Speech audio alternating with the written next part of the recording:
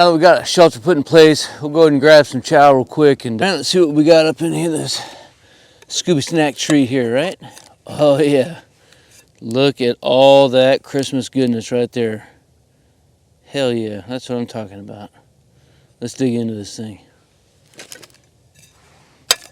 All right, and everybody needs a little something to sit on. That's what I'm using. Just this wax cloth, right? It's no big deal. Something super easy. And it's kind of special to me, you know. It's my dad's pocket knife. I don't know anybody who really carries a pocket knife anymore. Do you carry one, friends?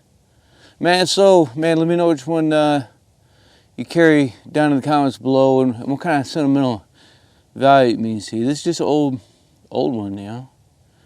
I think he had it when he was just a kid, and one day I'll give it to my son as well.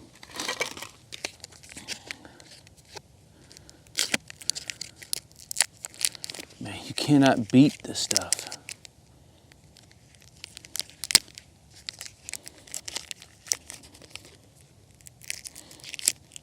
Man, get that going. Get this guy opened up. Have us some good time here. You know. Wonder how y'all's winter's been. Like I said, it's gonna get down to about 20. Probably 27, 28 degrees out here in the woods. In the city, I mean, probably not just but a mile or two away from here, it'd probably stay up in the 30s, maybe even above freezing, but it's definitely going to get below freezing out here tonight.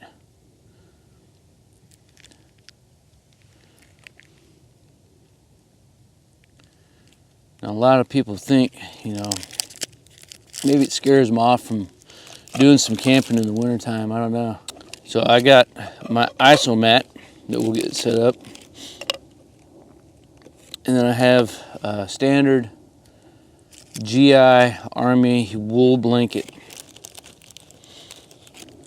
I'm sitting on top of a pretty thick layer of moss. And with this tent, or it's not a tent, it's just a tarp. And the configuration I have it in, which is a nice low A-frame, so it does a couple things. Keeps a lower profile like we talked about earlier.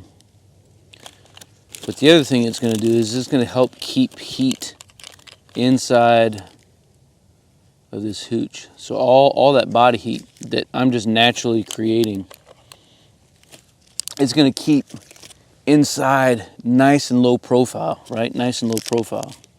And I buttoned up the other end, so I only have one entrance in here.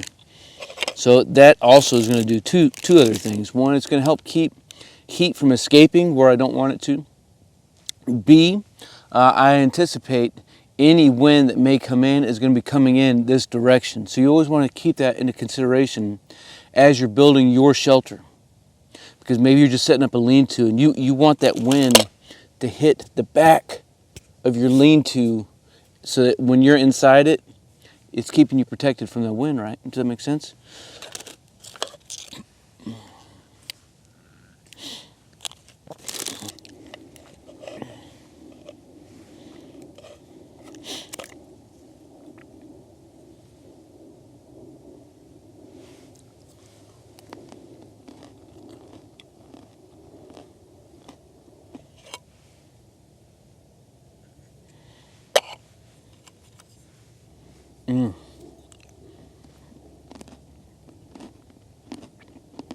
Right, and the couple other positive benefits about camping in the wintertime. One is it changes your conditions, right? And anytime you're changing your conditions, you're doing yourself a favor, because life is not going to give you the same set of conditions for the task that you're trying to accomplish every single time. The other one that's pretty good to think about is it's like being inside a refrigerator, right? So I don't need to worry about having a cooler to keep food cold. So I can get everything put back in my tin and call it done, son. So the other thing we'll get going here in just a second is get some water on the boil, make some coffee. And we'll start making some minor improvements to this thing, get my bedroll laid out inside, and we'll hit the rack because we're getting ready to run out of daylight.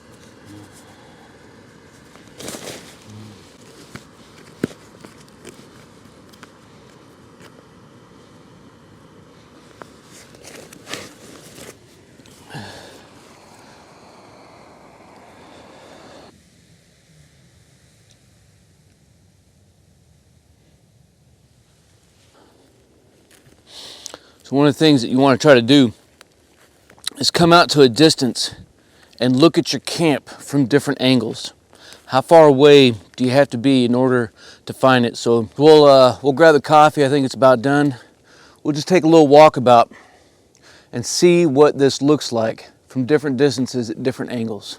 It's been boiling for about a minute, so I'm going to take her off. Let it cool off just a second. I'll give you a little Turkish trick.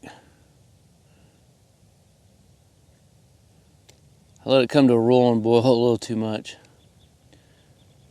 And bring it back up to a boil. Let it get another nice head on it. Turks will bring their coffee to a boil a couple times.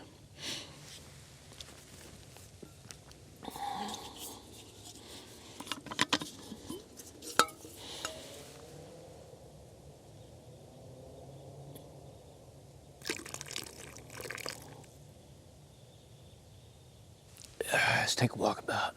I got some pretty decent heavy brush out in front of me behind you. And looking back, you know, it's obviously easily identifiable. We'll see what we can do. Help break up the lines, right? That's really what does it. Some of the lines, some of the color, but it's not too bad. And again, man, we're super close. I am 20 yards from my hooch. So I don't care where you're at. If you're 20 yards from something, you're going to be able to see it. But you can see how nice and low profile that is, right?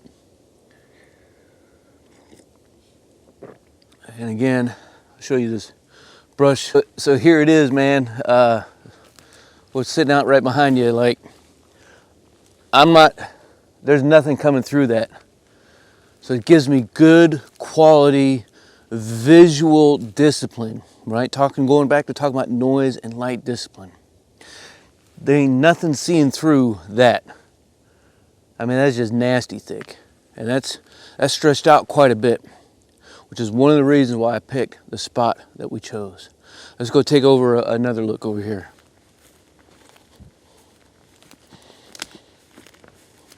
All right, so here we are about 20 meters to the rear of the hooch, to our hooch's 6 o'clock, if you will. And we can make it out from here, but the same thing right directly behind you. Thick vegetation, thick underbrush, right? And that underbrush is going to keep people from seeing my hooch. So it's not until you get into this natural little cubby of a hollow type thing before you can actually see what we have going on here. In my opinion, man, this is just a great little hide.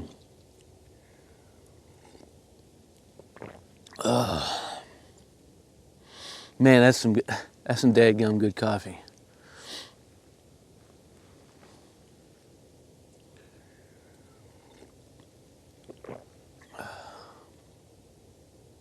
All right, so here we are on the hill, about 75 meters away from the hooch site. And as you can see, cannot see anything at all.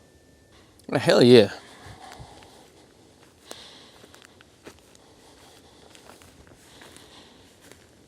Man, this moss is so thick. It's gonna be so comfortable sleeping on top of this stuff tonight. I tell you what.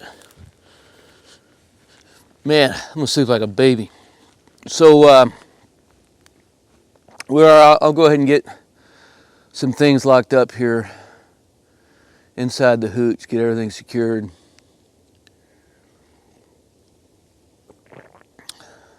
We'll call her a night. I think, if I was really concerned about where I'm at, even more than what I am, because God knows what the consequence would be here. I would definitely put in some natural camouflage up and around just to help break up some of that visualization. We'll go over some camouflage skills in a later video on some different ways you can do that. Not to mention I'd use a different tarp that maybe had more than one color on it. But overall, man, I can't complain too much.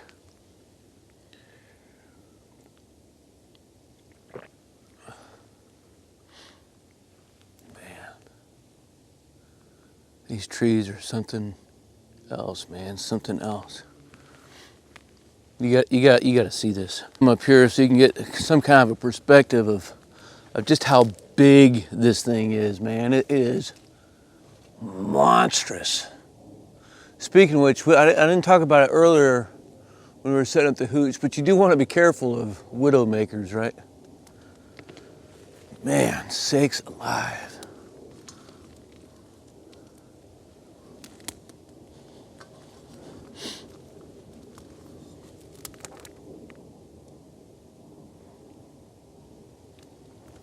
And if I could, and the reason why this tree looks like this, quite frankly, is because it's injured, right? It's been battling some disease for a long time, and here comes another tree, or another airplane, man. It is what it is. But it's just treasure trove of pitch.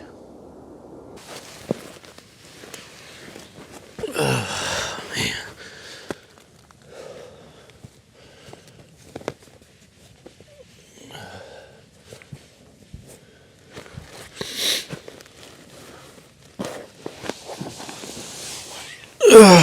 Well, I'm gonna let these planes, sing me a lullaby.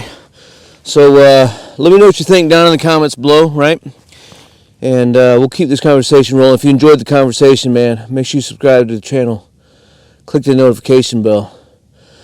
Time to go sleepy sleep.